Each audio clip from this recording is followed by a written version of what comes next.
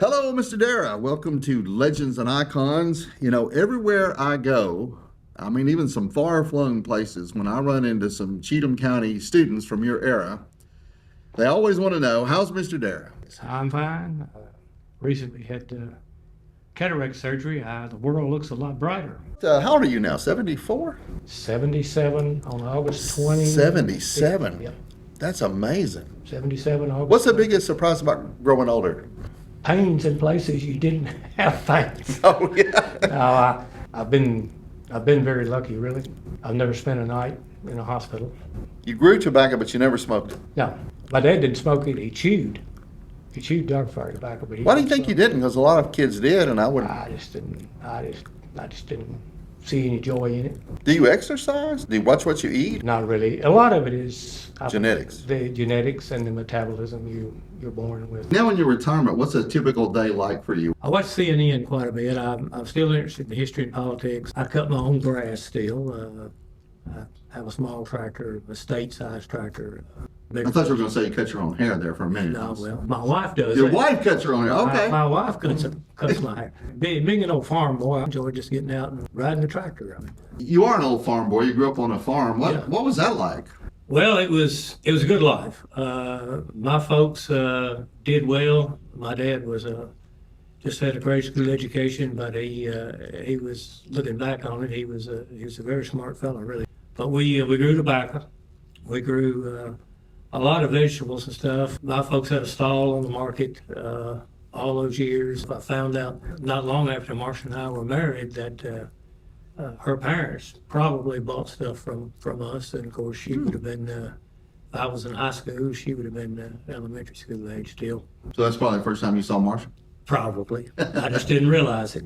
Yeah, and we also wholesaled a lot of stuff. He had handshake agreements with H.G. Hill, and I remember early one morning, sometimes we would go the wholesale, like leave home like 4 or 5 o'clock in the morning because the wholesale buyers came around on the market early on. I remember this gentleman from the Green Hill store, he was sitting on the tailgate of the truck one morning and he had tattoos on his arm. I asked my dad later, maybe on the way home, I don't know, but I asked him, I said, those sort of weird looking tattoos, I was used to tattoos, I had a distant cousin on my mother's side that rode a Harley Davidson, and he had women and other stuff on his arm. And he said, he's a Holocaust survivor. He had numbers tattooed on his forearm. That was my first introduction to someone from the Holocaust. So this farm life you had was fairly typical for a lot of people in Cheatham County. Very rare now. What have we lost? I think a lot of it has to do with value systems and respect for hard work and wanting to better yourself maybe than anything else. Did your dad want you to be a farmer, or was he? No, I don't think he did. We never had that conversation. He never. Of course, I did farm. Even after Marcia and I got married, I didn't grow tobacco, but I was growing vegetables, truck crops they call them. Do you think your dad saw the future that farming was going to go away here, and he wanted you to have some other opportunity? I remember him saying some that, he said, "I won't live to see it, but you'll live to see the suburbs of Nashville out here." Where'd you go to elementary school? Well, for the first 4 years, I went to old Barrow School, a 2-room schoolhouse. Miss Clarence Williams was the 1st, 2nd, 3rd, and 4th grade teacher, and Mary Ellen Watts had the 5th, 6th, 7th, and 8th grade class. And the old school was a 2-room schoolhouse, and it had a kitchen, and we got fed. We had school lunches, and we ate at our desk. And Old Mount Zion and Pinnacle were similar. Mount Zion was where Joyce Mayo went. That was a 3-room school. And Miss Bess Jordan and some of the board members at the time in the mid-50s, they wanted to bring the schools up a little bit and modernize. And they combined those 3, Barrow, Pinnacle, and Mount Zion, and built East Cheatham. I entered East Cheatham in the fall of 1957 in the 5th grade. They hired a principal, Otis Sullivan, who came from Florida. Otis was there a couple of years, and then Raymond Osmond became the principal. Oh, really? I didn't know that. And he hired Joyce Mayo, and she taught the PE, because they had started making the kids have PE. She taught PE, best I remember, and she taught our English and I think health class in the 8th grade. Who were some of your favorite teachers? I think Miss Fannie Lou Barfield, who taught history at her for world history and American history, which is about all they offered in those days. I think she had a little bit of effect on me. I like Connie Ross. I had her for a typing class 2 years. Granville Pack. A lot of kids were afraid of Granville because he slapped them out the seat. Got away with it in those days, of course. But Granville was a really good math teacher. I knew Granville's reputation about discipline. I mean, he just had a disciplined classroom. And and my dad said, if Granville Pack slaps you, I'm going to give you a whooping when you get home, you know. So, and that was the way it was in those days. Were you a good student in high school? Probably not as good as I maybe could have been. I read Hot Rod magazine probably more than I should have. Did you date a lot of girls in high school? No, I wasn't into that at the time. I was probably a little bit too immature for that, to be honest with you. You know, as I said, I'd rather curl up with my Hot Rod magazine and maybe watch Bonanza on Sunday night or something, you know. Tell me what you remember about November 22nd, 1963. We were in 5th period geometry class. Mr. Frank Spear, who was a long-time military career man, and then he started teaching. Mr. Frank walked with sort of a limp. Didn't have a hair on his head hardly. I can't remember the girl's name, but one of the office workers, she came in with a note and gave it to Mr. Spear, and that was sort of, you know, common that they would deliver no intercom in the building. And I remember he read it and he walked over and looked out the windows. When he turned around, he was crying. And he said, the president's been assassinated. He's dead. And we stood there in stunned silence. I wouldn't say troublesome or worrisome to a 10th grader, but it was something that stuck in your mind. Mm-hmm. And we watched TV that night up until, I don't know, it's probably midnight. So how many of your Ash City classmates went to college? Of our 90-something class members, probably about 20 or to 25 went to college. Why'd you go to Tennessee Tech? Alan Darrow, who was my dad's own uncle, my grandfather Riley Darrow's brother, he left Cheatham County, he and Newt Binkley and some others, and went up to Ventris County in the 1920s and cut a huge tract of timber off. My Uncle Alan Darrow, great uncle, he stayed up there, raised his family there.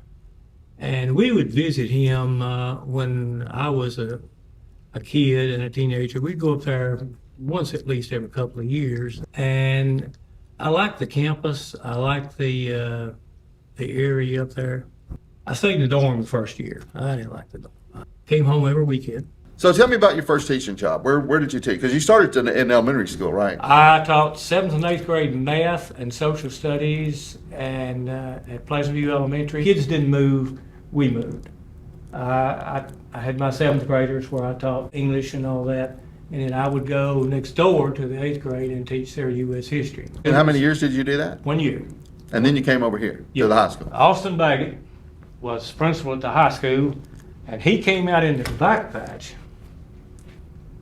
to get me to come to Cheatham Central and teach government and economics in the fall of 1970. But you wanted to teach high school all along. Yeah, I wanted to teach high school all along. Yeah. So you started in the fall of 70, which is when the new high school opened. Right. So you were there and the school was fresh, Right. but you had gone to high school in the old building. Right. So how did we change, or what did we lose, or what did we gain when we went from the old building to the new building? Of course, the building was much nicer.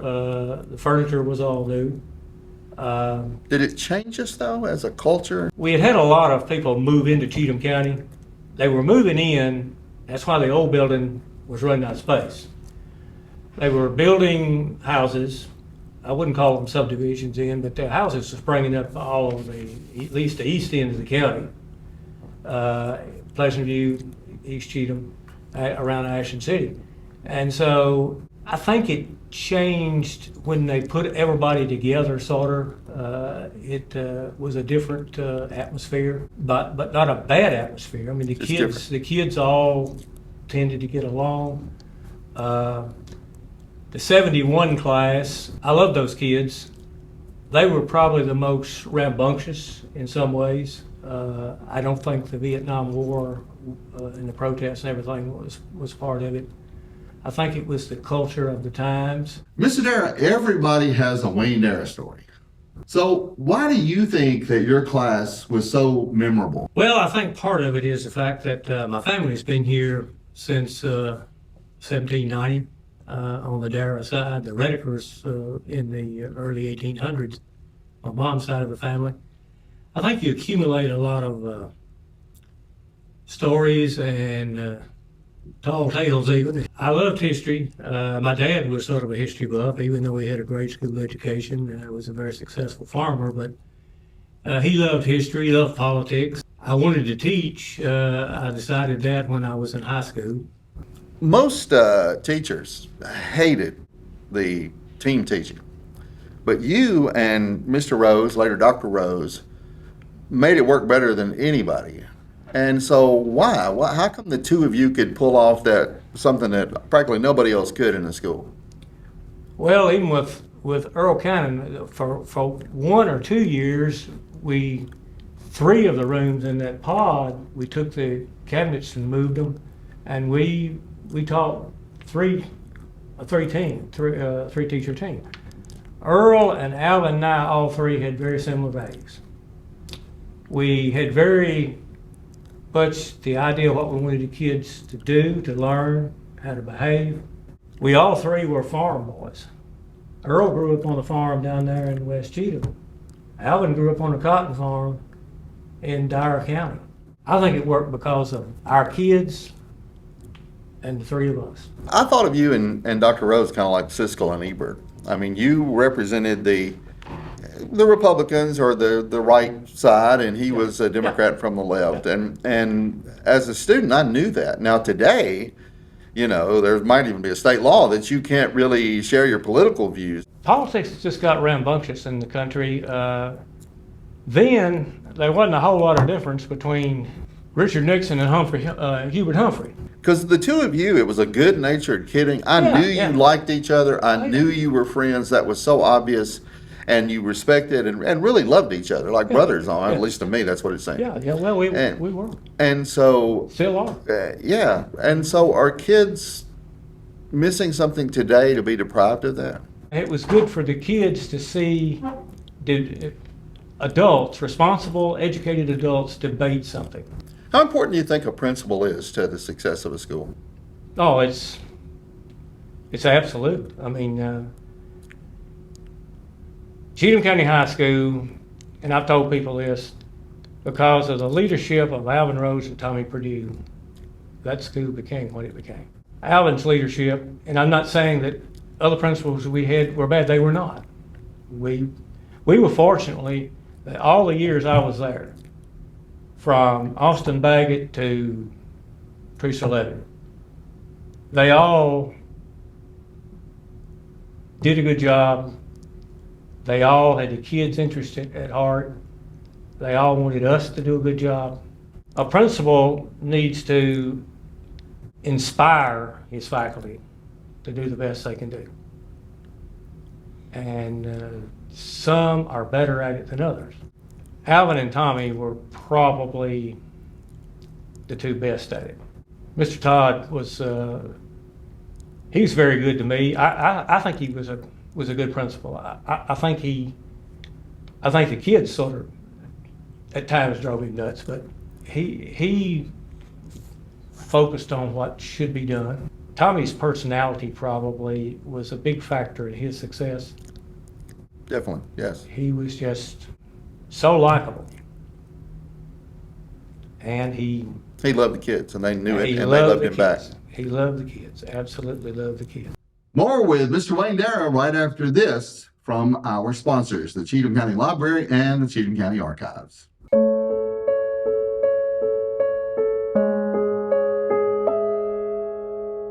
The Cheatham County Archives houses the county's founding documents.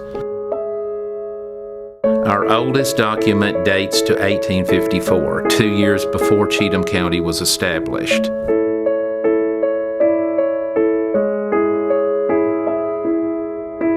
Founded in 2019, the Archives preserves priceless documents and photographs. Visitors are welcomed Monday through Wednesday, 8 a.m. to 4 p.m.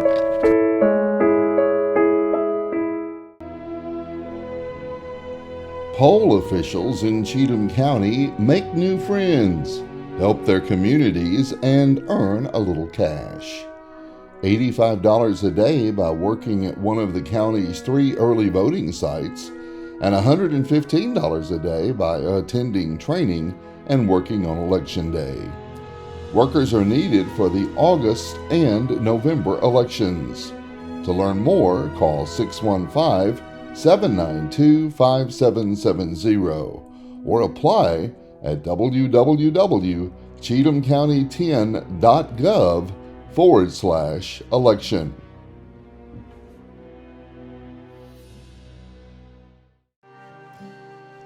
The Admiral Ira T. Sanders Genealogy Room, adjacent to the County Archives in the lower level of the library, houses a special collection of reference, genealogy, and local history. Here, visitors can research their family history, request microfilm viewing, and browse several items of interest, such as a variety of artifacts, an antique book collection, and the Cheatham County Sports Hall of Fame displays.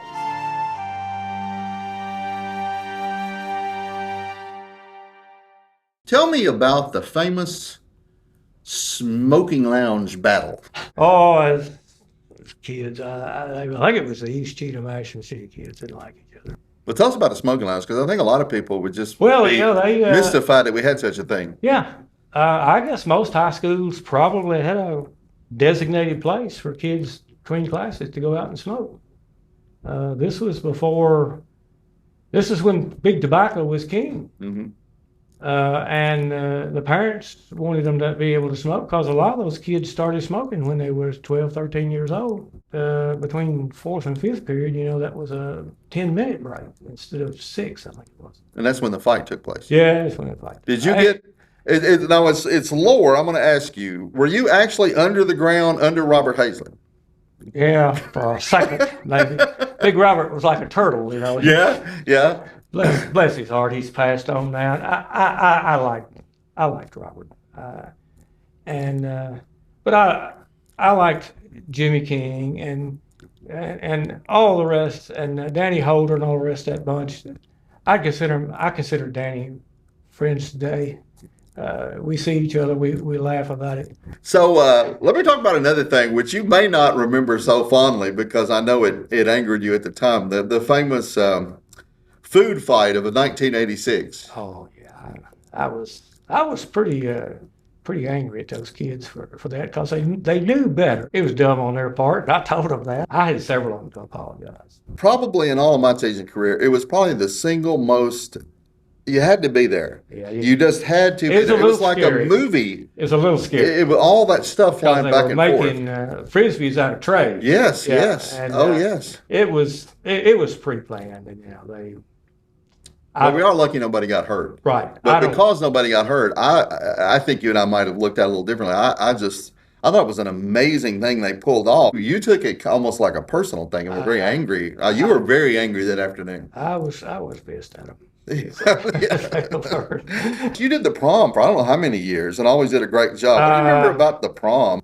After the first or second year I did it, I realized how much the kids wanted it, how important it was to them. Mm-hmm. And the class officers were nearly always a big help because they let me know what they really wanted. When we went from a live band, which we only had, I think, 1 year, to a DJ, mm-hmm. It was, and when we left the school and went to the hotels, the kids wanted something special. They wanted to go to Nashville, and the Maxwell House When it was first built, we were there like 3 or 4 years in a row. The manager complimented how well behaved our kids were. They didn't see that food fight. No, they didn't. What would you tell a new teacher today? If they came and said, you're a revered teacher, and you certainly are, tell me something I need to be successful. What advice would you give to a new teacher? First of all, you got to love it. You got to love the kids. You got to love the subject matter you're teaching. And you've got to be able to get along with people. If you can't get along with people, and we had some of those on the faculty whose names I won't call, that could not do that. You've got to get along with people. You got to be a people person. The first students you taught, 1970, and the last ones you taught toward the end of the century, in that 30-year span, how did the students change? Well, I'll be honest with you, in Cheatham County here, I didn't see a whole lot of change. You don't think they did? No, their values were pretty much the same. It may have just been because of Cheatham County's population and its geography. I always saw them pretty much as the same, and I think they probably did me. I don't know. But we are lucky that we have had the kids in this county. Yes, we are. Absolutely. We are very lucky. Did the parents change? I don't think they did that much. I never really had any crosswords with parents. We all, I think, tried our best to make it clear to the parents that we had the kids' best interest. We wanted to see the kids succeed. We wanted the kids to do as well as they could do. And our approach was, if you do at home, what you're supposed to do, and we do what we're supposed to do, the kid's going to succeed. Did you think you were going to be an old bachelor? No. Never thought that? No, I dated I didn't date in high school, but I dated in college. I was more concerned with getting through school, Right. getting a job, and I was still helping on the farm during the summer times. So how has Marcia influenced you? How would your life be different had you not met Marcia? She's a very steadying influence in my life. She's very smart. She is very loyal. I'm very loyal to her. I mean, she's it. Do you regret not having kids? No, I don't think so. Would you have been a good father? I don't know. Well, that's very honest because Yeah, I hope so. I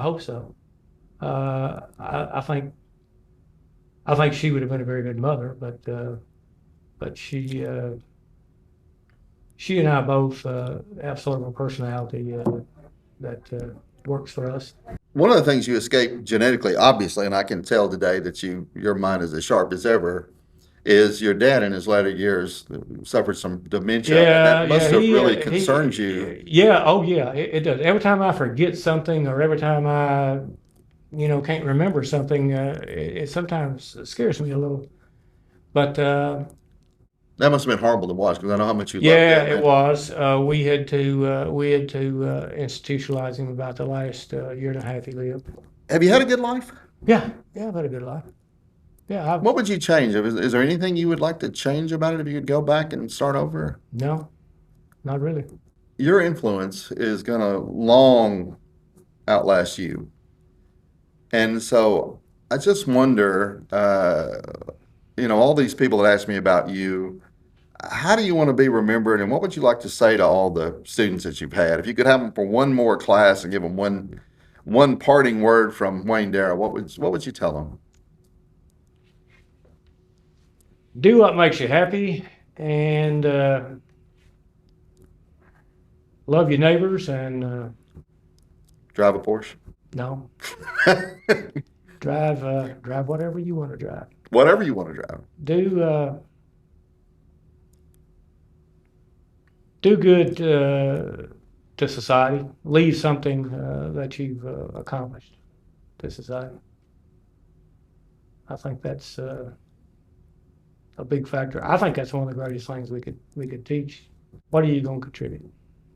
And of course, I don't know where all my kids are today that I taught. But the ones that I do know, they have done well. Well, I'm one of them, and I don't know how well I've done, but Yes, you are. you certainly have been a tremendous you are. influence on me, and I love you, Mr. Darrow. You know that. You and I, when I came back to teach, we had many, many lunches together, and many, many great conversations, and a debate or two. Yeah. And I feel like today, we've just kind of done that again, and it's just, Yeah. I just love you, and I just appreciate you being here. And Well, I love all you kids, that particularly those of you that have went into teaching, but the ones who have contributed so much to the county in this area. well, a great deal of it's because of you, I can assure you. Thank you, Mr. Darrow. And your brother is doing a good job. Well, you didn't have to bring him up. You can now. tell him I said it. Well, you didn't even recognize him when you saw him at Riverview. I had to look. I hadn't seen him in a while. But no, seriously, we've been lucky that we've had some people who really have contributed a lot to this county and to its population. Going all the way back to when Jimmy Locker and Neil Robertson. This county is pretty well off. Yes, we are. We're blessed. And I don't know if we appreciate that the way we should. Yeah, I sometimes wonder about that too. Some of the folks that always putting it down. Mr. Darrow, thank you so much for being on our show today. Let me shake your hand. We'll be back next time with another Cheatham County legend and icon. Until then, this is Dale McCarver bidding you farewell.